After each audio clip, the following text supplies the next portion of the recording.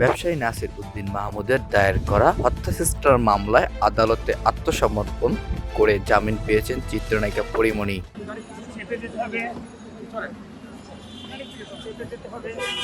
25শে June Dhaka senior ও junior magistrate M A. Saiful Islam আদালত শুনানি শেষে 1000 টাকা মুচলেকায় জামিন মঞ্জুর হয়।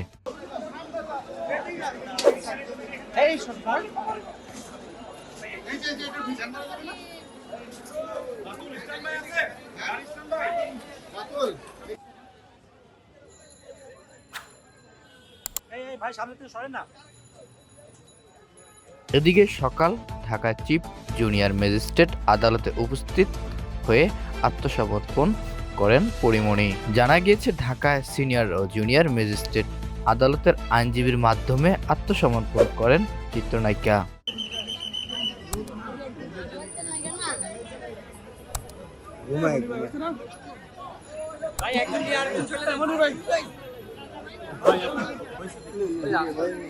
ভাই চাপেন না, আপনারা চাপেন।